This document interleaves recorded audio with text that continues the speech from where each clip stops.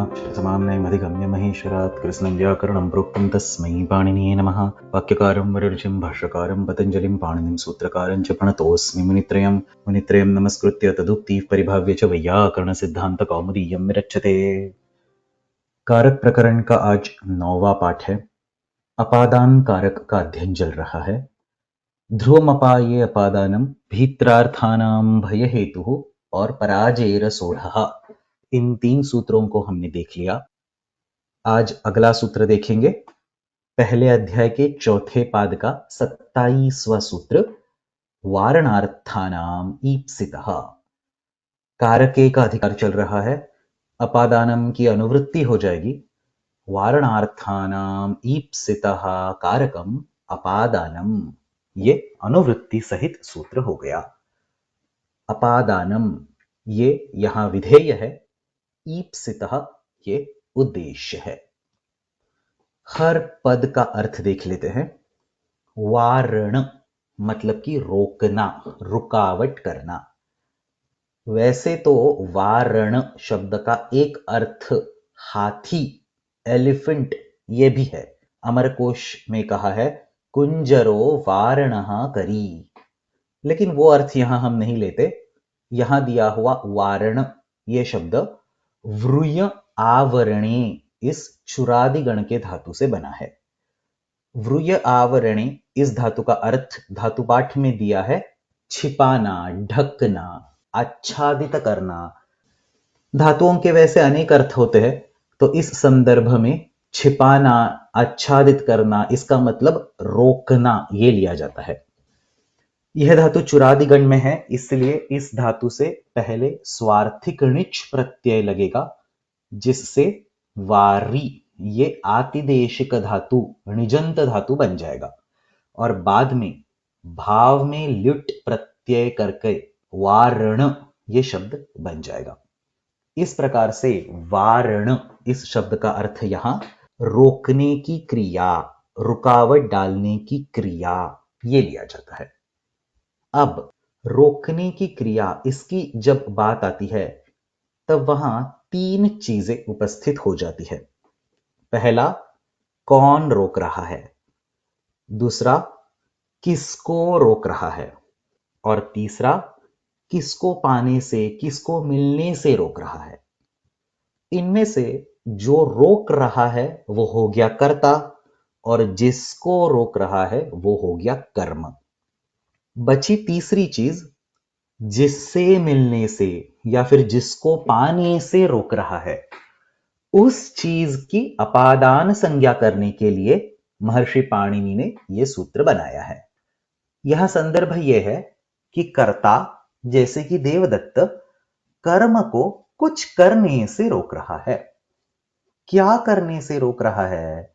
तो उसकी यानी कि कर्म की कुछ प्रिय, कुछ ईप्सित, कुछ मनचाही ऐसी वस्तु के संबंध में आने से रोक रहा है।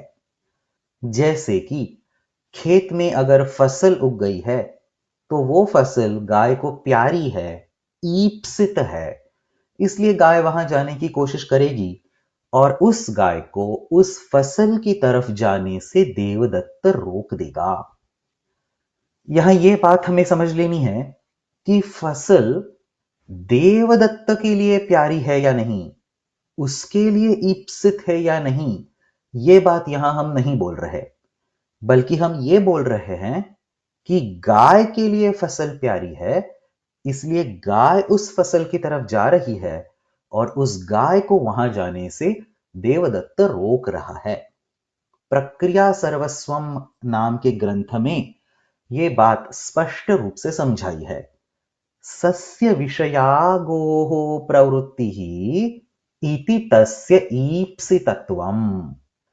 गाय की फसल के तरफ चाहत है, इसलिए वो गाय का ईप्सित है, और उसी फसल की तरफ जाने से गाय को देवदत्त रोक रहा है। इस रोकने की क्रिया में गाय का कर्मत्व हो गया, इसलिए हम यह भी बोल सकते हैं कि कर्म को उसके ईप्सित को प्राप्त करने से देवदत्त रोक रहा है। इस तरह रोकने की क्रिया के संदर्भ में कर्म का जो ईप्सित उसकी अपादान संज्ञा होती है, यही वारणार्थानाम ईप्सितः इस सूत्र का सामान्य आशय है। एक दो और सरल से उदाहरण देख लेते हैं। माता पुत्रम मधुरात वारयति। बच्चे को मीठा बहुत प्यारा है, ईप्सित है, उस मीठे को खाने से, उसकी तरफ जाने से, उसको प्राप्त करने से मां बच्चे को रोक रही है। यहां वारण क्रिया की कर्त्री हो गई मां, उस क्रिया का कर्म हो गया बच्चा, और फिर बच्चे का ईप्सित जो कि मीठा, उसकी वारणार्थानाम ईप्सितः सूत्र से अपादान संज्ञा हो गई। ऐसे ही दूसरा उदाहरण, गोपालः वत्सं धेनोः वारयति। कोई चरवाहा गोपाल गाय के बच्चे को गाय के पास जाने से रोक रहा है। यहां भी वारण क्रिया का कर्ता गोपाल, वारण क्रिया का कर्म बच्चा, और उस बच्चे का ईप्सित यानी कि गाय, उसकी हो गई अपादान संज्ञा। अब इस ईप्सित शब्द पर थोड़ा गौर कर लेते हैं। वैसे तो मैंने ईप्सित का अर्थ बताया प्रिय, लेकिन यहां प्रिय का मतलब दिल से प्यारा ऐसा नहीं लेना है, बल्कि जिसको प्राप्त करने की कोशिश हो रही हो, वो पदार्थ यहां ईप्सित शब्द से हम दिखा रहे हैं। प्राप्त करने की कोशिश हो रही है, इसका मतलब है कि उस पदार्थ की तरफ वो वस्तु यानी कि कर्मपद खींची जा रही है, चाहे दिल से खींची जा रही हो या फिर बल से खींची जा रही हो। उस वस्तु को प्राप्त करने की कोशिश हो रही है, इसलिए वो वस्तु ईप्सित बोली जाती है। ईप्सित इस शब्द की व्युत्पत्ति देखेंगे तो ये बात और अधिक रूप से स्पष्ट हो जाएगी। ईप्सित ये शब्द आप, आपनोति, प्राप्त करना, इस धातु से बना है। आप तुम इच्छति, प्राप्त करने की चाह रखता है, इस अर्थ में आप इस धातु से सन प्रत्यय करके ईप्स ये आतिदेशिक धातु बन गया। गौहु यवम ईप्सति, मतलब कि गाय यव को प्राप्त करने की इच्छा करती है। यहां ईप्स धातु का कर्ता गौहु और कर्म हो गया यव। इसी ईप्स धातु से कर्म में त प्रत्यय करके ईप्सित शब्द बन गया, यानी कि ईप्सित इस शब्द ने ईप्स इस धातु के कर्म का निर्देश किया, जो कि यव है। इस तरह से मूल वाक्य में, यानी कि देवदत्तः गाम यवेभ्यः वारयति, इस वाक्य में वैसे दो क्रियाओं के अर्थ हमें नजर आते हैं। एक तो है वारण क्रिया, उसका कर्ता हुआ देवदत्त और उसका कर्म हुआ गौहु। दूसरी क्रिया हो गई ईप्सा, प्राप्त करने की इच्छा। यहां गौहु ये कर्ता हो गया और यव ये कर्म हो गया। जब ये दोनों अर्थ मिल जाएंगे, तब ईप्सा इस क्रिया का कर्ता वारण क्रिया का कर्म बन जाएगा, और ईप्सा इस क्रिया का कर्म वारण क्रिया का अपादान बन जाएगा। यही सब वारणार्थानाम ईप्सितः इस सूत्र का आशय है। एक दूसरे उदाहरण से ये और भी स्पष्ट हो जाएगा। सन्मित्र लक्षणम मनुष्यम पापात निवारयति। एक सुभाषित आपने पढ़ा होगा, पापान निवारयति योजयते हिताय वगैरह। उसमें ये अंतिम पंक्ति में कहा है, अच्छी संगत मनुष्य को पाप से दूर रखती है, पाप करने से रोक देती है। सन्मित्र लक्षणम मनुष्यम पापात निवारयति। यहां निवारयति इसका कर्ता हो गया सन्मित्र लक्षणम, उसका कर्म मनुष्यम, और उस मनुष्य का ईप्सित हो गया पाप, उसकी अपादान संज्ञा हो गई।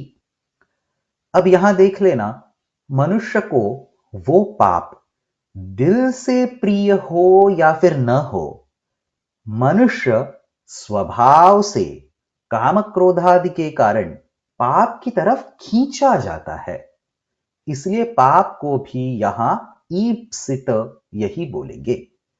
उसी तरह से यदि कोई बच्चा आग में कूदने की कोशिश कर रहा है और उसको देवदत्त यदि रोक रहा है, तो प्रयोग बन जाएगा देवदत्तः माणवकम अग्नेः वारयति। आग में कूदने से वैसे तो बच्चे को हानि ही पहुंचेगी, लेकिन किसी चिंतन के प्रभाव से वो खुद अग्नि की तरफ खींचा जा रहा है, इसलिए इस सूत्र के संदर्भ में अग्नि उसका ईप्सित ही माना जाएगा। तीसरा उदाहरण, देवदत्तः अंधम कूपाद वारयति। अंधे को कुएं में गिरने से देवदत्त रोकता है। यहां भी जाने अनजाने में अंधा कुएं की तरफ जा रहा है, तो कुआं उसका ईप्सित हो गया और फिर कुएं में जाने से देवदत्त ने उसको रोक दिया, इसलिए यहां भी कूप इसकी अपादान संज्ञा वारणार्थानामीप्सितः इस सूत्र से हो गई। यही अंतिम दो उदाहरण भाष्य में भी आपको मिलेंगे। कूपात अंधम वारयति, अग्नेः माणवकम वारयति वगैरह। अब यहां वारणार्थानाम इस शब्द पर थोड़ा गौर करते हैं। यह पद बहुव्रीहि समास से बना है। वारणम अर्थः येषाम ते वारणार्थाः। वारण ये जिन धातुओं का अर्थ है, वो धातु वारणार्थ नाम से जाने जाते हैं। यहां वारण शब्द का अभिप्राय थोड़ा और विस्तार से जानना जरूरी है। जब कोई पदार्थ अपने ईप्सित से मिलने की कोशिश कर रहा है, लेकिन अभी तक वो वहां तक पहुंचा नहीं है और उससे पहले ही हम उसको रोक रहे हैं, तो उस क्रिया को वारण बोला जाता है। वारण का मतलब है टाल देना, अंग्रेजी में अवॉइड करना बोल देते हैं। जैसे कि गाय फसल तक पहुंचने से पहले ही देवदत्त उसको रोक रहा है, तो उसको हम वारण बोलेंगे। अगर गाय फसल तक पहुंच गई और फिर देवदत्त ने उसे डंडा मारकर वहां से हटा दिया, तो उसको हम दूर करना बोलेंगे।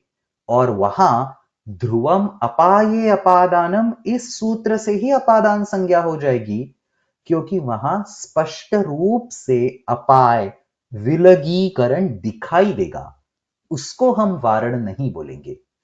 यही बात बाल मनोरमाकार ने भी स्पष्ट रूप से बोली है, संयोग पूर्वक विश्लेष अभावात ध्रुवम अपाये इति अप्राप्तौ इदं वचनम। वारणार्थानामीप्सितः इस सूत्र का प्रयोग तभी होगा जब संयोग ही नहीं हुआ। संयोग पूर्वक विश्लेष अभावात, विश्लेष मतलब अलग करना। संयोग होने के बाद अगर हमने अलग किया तो उसको ध्रुवम अपाय अपादानम से अपादानत्व मिलेगा, लेकिन संयोग पूर्वक विश्लेषस्य अभावात, अगर संयोग ही नहीं होगा तो विलगीकरण कहां से होगा, और अगर विलगीकरण नहीं हो रहा तो ध्रुवम अपाय अपादानम इस सूत्र से अपादान संज्ञा भी प्राप्त नहीं होगी, इसलिए ये अलग सूत्र बनाना पड़ा। इसीलिए इस सूत्र में हम ऐसे ही उदाहरण देंगे जहां ईप्सित की प्राप्ति अभी तक न हुई हो और उस प्राप्ति को ही हम टाल रहे हैं। इसीलिए काशिका और कौमुदी दोनों में वारण शब्द को कैसे समझाया है ये देख लेना। प्रवृत्ति विघातः वारणम। प्रवृत्ति मतलब उस पदार्थ की तरफ जाने की कोशिश करना, उसका विघात, उस कोशिश को रोक देना, टाल देना, इसी को हम वारण बोलेंगे। इसी बात को बाल मनोरमाकार और स्पष्ट कर देते हैं, प्रवृत्ति विमुखीकरणम वारणम। प्रवृत्ति का मतलब, जैसे कि मैंने बोला, किसी ईप्सित को पाने की कोशिश करना, उस कोशिश का विमुखीकरणम यानी कि उस कोशिश को रोक देना वारण कहलाता है। और चूंकि सूत्र में वारणार्थ, यहां अर्थ शब्द का इस्तेमाल हुआ है, तो सिर्फ वारयति नहीं बल्कि वारण अर्थ में होने वाली बाकी धातुओं के विषय में भी इस सूत्र का प्रयोग बिल्कुल हो सकता है। जैसे कि यवेभ्यः गाम निवर्तयति, यवेभ्यः गाम प्रतिषिध्यति, यवेभ्यः गाम रुणद्धि। इन सारी वाक्यों में गाय यव तक नहीं पहुंची है, बल्कि उसको वहां पहुंचने से हम रोक रहे हैं, यही मतलब है। और इसलिए यव की वारणार्थानामीप्सितः सूत्र से ही अपादान संज्ञा हुई है। इस वारण शब्द पर और थोड़ा गौर कर लेते हैं। माता पुत्रम मधुरात वारयति, ये उदाहरण हमने पहले देख लिया। बच्चा मीठे की तरफ जा रहा है और मां बच्चे को रोक देती है। अब इस उदाहरण में थोड़ा बदल करते हैं। मान लो कि बच्चा मीठे की तरफ जा रहा है, लेकिन बच्चे को रोकने के बजाय मां मीठे को अगर छिपा देगी, तो फिर क्या इसको वारणार्थ माना जाएगा? क्योंकि वैसे तो बच्चे को रोका नहीं जा रहा, सिर्फ मीठे को छिपाया जा रहा है, तो इसको वारणार्थ माना जाएगा क्या? तो इसका जवाब है, इसको भी अवश्य वारणार्थ ही माना जाएगा, क्योंकि मीठे को छिपा देने से भी बच्चे को मीठे की तरफ जाने से रोक अवश्य ही लग रही है। बच्चे की जो मीठे को पाने की कोशिश चल रही है, उस कोशिश को रोकना वारण कहते हैं, बच्चे को रोकना नहीं। वो कोशिश बच्चे के हाथ को पकड़कर बच्चे को रोक कर की जाए या फिर मीठे को छिपा कर की जाए, उससे हमें कोई फर्क नहीं पड़ता। इसी तरह से अग्नि में कूदने की कोशिश करने वाले बच्चे को रोकने के बजाय अगर देवदत्त पानी डालकर अग्नि को ही बुझा दे, तो भी बच्चे का अग्नि में प्रवेश करने का काम बिगड़ जाएगा। इसलिए देवदत्तः अग्नेः माणवकं वारयति, ये प्रयोग अवश्य ही हो पाएगा। यही सब आशय प्रवृत्ति विघातः वारणम, कोशिश को रोकना वारण कहलाता है, इस वाक्य से स्पष्ट होता है।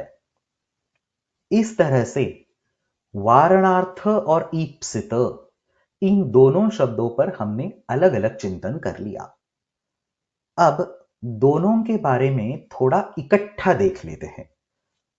सामान्य रूप से वारण यानी कि रोकना, इस क्रिया को दो तरफ से देखा जा सकता है। जैसे कि मान लो देवदत्त किसी बालक को अग्नि में जाने से रोक रहा है, तो उसी समय वही देवदत्त अग्नि को भी बालक को जलाने से रोक रहा है। इसका मतलब है कि अग्नि और बालक दोनों को ही एक दूसरे से मिलने से रोका जा रहा है। तो फिर यहां किसकी अपादान संज्ञा होगी? अगर बालक को रोका जा रहा है ऐसा बोलेंगे तो अग्नि की अपादान संज्ञा हो जाएगी। अगर अग्नि को रोका जा रहा है ऐसे बोलेंगे तो बालक की अपादान संज्ञा हो जाएगी। तो असल में किसकी अपादान संज्ञा होगी, यह प्रश्न यहां आएगा। इसका जवाब भी प्रवृत्ति विघातः वारणम, इसी वाक्य से हमें मिल जाता है। यह बात ढंग से सुन लो। अगर अग्नि एक ही जगह पर जल रही है और बच्चा चल के उसमें कूदने वाला है, तो फिर बच्चे की कोशिश को हमने रोक दिया, यह कहना उचित रहेगा। और इस स्थिति में अग्नि की अपादान संज्ञा होकर देवदत्तः माणवकम अग्नेः वारयति, यह प्रयोग बन जाएगा। लेकिन अगर बच्चा एक जगह पर बैठा है और फैलती हुई आग उस बच्चे को जलाने के उद्देश्य से उसके पास आ रही है, तो फिर बच्चे की अपादान संज्ञा होकर देवदत्तः अग्निम माणवकात् वारयति, यह प्रयोग बन जाएगा। इसका क्या मतलब हुआ कि अपादान संज्ञा किसकी होगी, यह देखने के लिए हमें दूसरे के पास जाने की प्रवृत्ति किसकी है, यह देखना जरूरी है। अगर बच्चे की आग की तरफ जाने की प्रवृत्ति होगी तो अग्नि की अपादान संज्ञा होगी। अगर अग्नि की बच्चे के पास जाने की प्रवृत्ति होगी तो फिर बच्चे की अपादान संज्ञा होगी।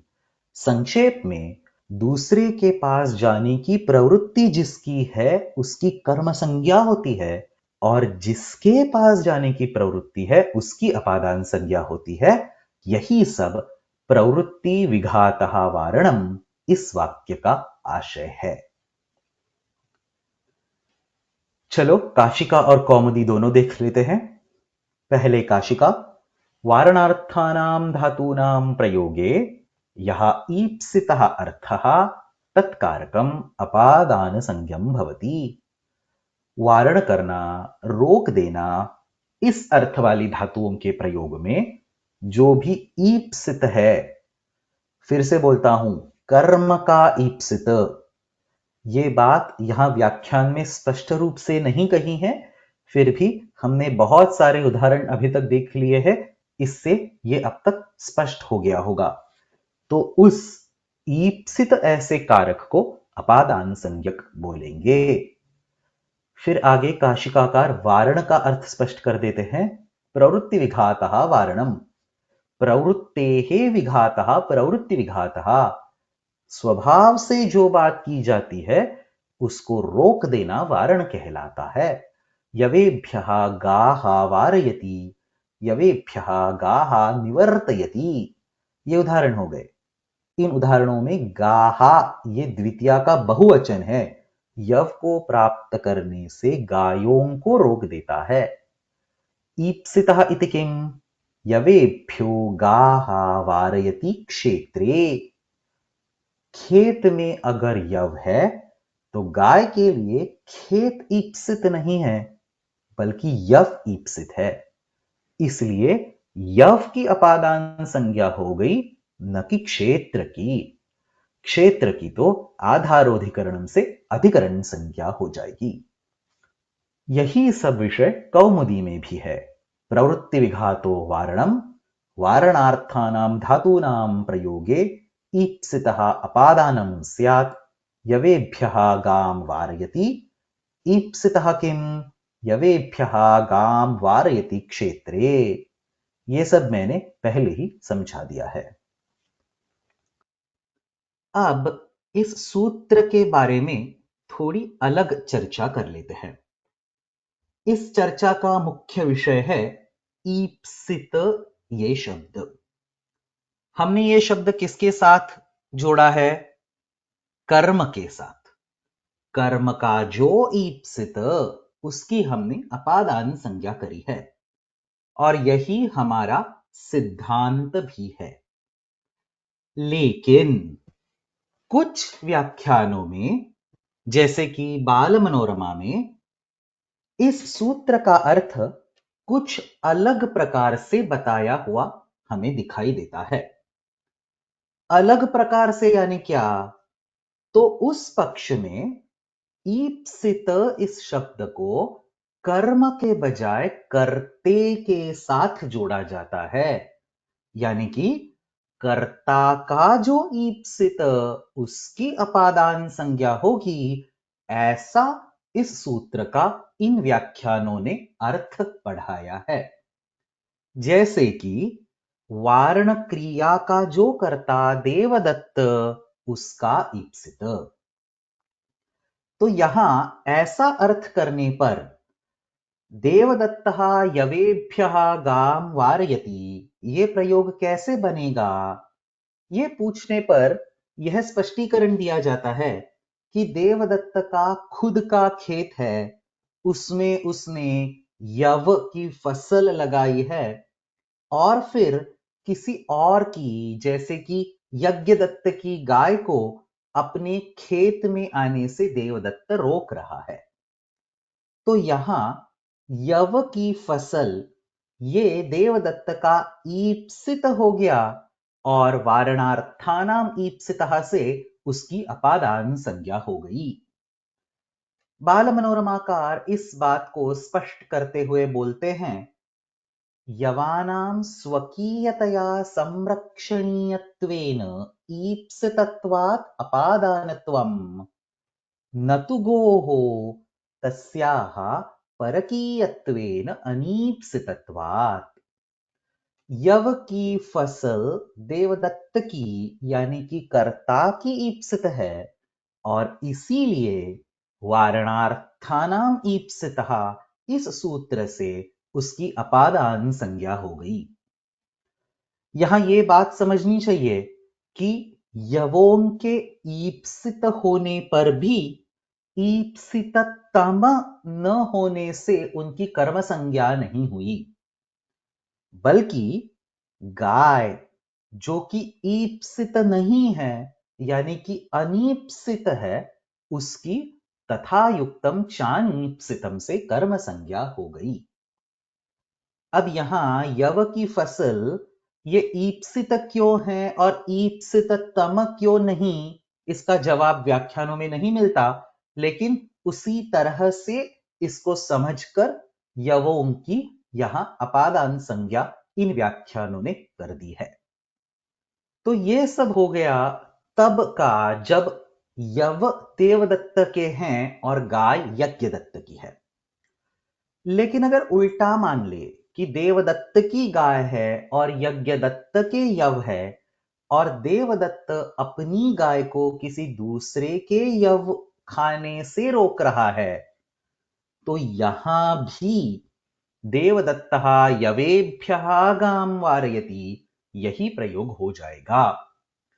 यहां यव यज्ञदत्त के होते हुए भी उनका रक्षण करना यही देवदत्त का ईप्सित होने के कारण यवेभ्यः ये प्रयोग बन जाता है, ऐसा व्याख्यानों ने स्पष्ट किया है।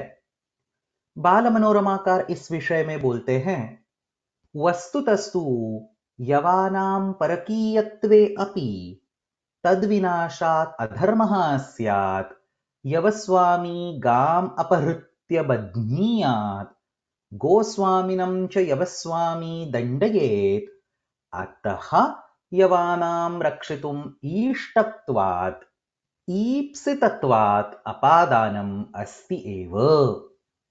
यव ये खुद के न होने पर भी उनको नष्ट करने से रोकना यही देवदत्त का भी ईप्सित है, क्योंकि ऐसा नहीं किया तो देवदत्त को दंड वगैरह हो जाएगा।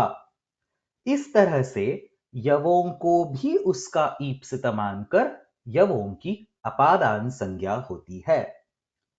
और गाय के बारे में, वो तो देवदत्त की खुद की है, तो वो ईप्सिततम हो गई। और फिर उसके बारे में इस सूत्र से प्राप्त अपादान संज्ञा को बांधकर आगे आने वाले कर्तुरीप्सिततमं कर्म इस सूत्र से कर्म संज्ञा हो जाएगी। परत्वात् गोः स्वकीयायाः परकीययवापेक्षया ईप्सिततमत्वात् कर्मत्वम एव। परसूत्र होने के कारण गाय की कर्म संज्ञा होगी, यही इसका आशय है। इसी तरह से देवदत्तः माणवकम अग्नेः वारयति, देवदत्तः अंधम कूपाद वारयति, इन उदाहरणों के बारे में भी कुछ ना कुछ स्पष्टीकरण देकर कर्ते का ईप्सित इस पक्ष में अपादानत्व बताया जा सकता है, लेकिन कर्म का ईप्सित इस पक्ष में यही सारे उदाहरण सरलता से समझाए जा सकते हैं। इसीलिए कर्म का ईप्सित यही पक्ष सिद्धांत पक्ष के रूप में स्वीकारा गया है। भाष्य में भी कर्ते का ईप्सित इस पक्ष का पहले चिंतन करके बाद में कर्म का ईप्सित बोलना ही उचित रहेगा, यही निर्णय दिया हुआ दिखाई देता है। वैसे कर्म का ईप्सित मानने पर भी एक और सवाल यहां आ जाता है, किस क्रिया के संदर्भ में कर्म का ईप्सित? तो यहां वारण क्रिया के संदर्भ में कर्म का ईप्सित लेने से समस्या आ जाती है। गाय अगर यव को खाना चाहती है तो फिर खाने की क्रिया के संदर्भ में गाय का यव ये ईप्सित माना जाएगा, न कि वारण क्रिया के संदर्भ में। इसलिए वारण क्रिया को छोड़कर अन्य कोई क्रिया जैसे कि खाने की क्रिया वगैरह का चिंतन करके उस क्रिया के संदर्भ में ही कर्म का ईप्सितत्व देखना उचित है, ये सिद्धांत पक्ष पर आगे स्पष्टीकरण दिया जाता है। पदमंजरीकार इसी को स्पष्ट करते हैं, क्रिया शब्दस्य तु ग्रहणे वार्यमाणस्य अंधादेहे गमनादि क्रियया कूपादेहे आप्यमानत्वात् सिद्ध्यति। अन्य क्रिया जैसे कि गमन क्रिया को चिंतन में लाने पर अंधे का गमन क्रिया की दृष्टि से ईप्सित कूप होगा, इसका हम स्वीकार कर सकते हैं। यही बात नागेश ने भी उद्योत में स्पष्ट करी है। कर्म शब्दः अत्र क्रियापरः ईप्सितः यः धात्वर्थः इत्यर्थः। कर्म का ईप्सित यहां वारण क्रिया के संदर्भ में नहीं बल्कि किसी दूसरी उचित क्रिया के संदर्भ में लेना आवश्यक है, यही उनका यहां कथन है।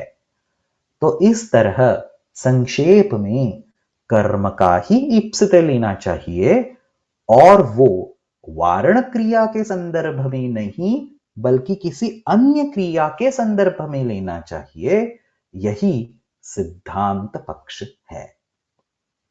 तो ये हो गया वारणार्थानाम ईप्सितः का विवेचन। अब अंत में वही बात हम दोहराएंगे जो हमने भीत्रार्थानाम भय हेतु और पराजेर सोढ़ा के समय पर बोली थी। इस सूत्र से दिया हुआ अपादान भी उपात्त विषयक अपादान ही है, क्योंकि यहां क्रिया से साक्षात विलगीकरण यानी कि अपाय स्पष्ट नहीं होता, लेकिन क्रिया में छिपी हुई दूसरी क्रिया से यहां अपाय जरूर सिद्ध होता है। किस तरह से? तो बुद्ध्या संप्राप्य निवर्तयति। अगर गाय ने फसल खा ली तो फसल का नाश, उससे अधर्म, फिर टैक्स वगैरह ना दे पाने के कारण राजभय, ये सारी समस्याएं आ जाएगी।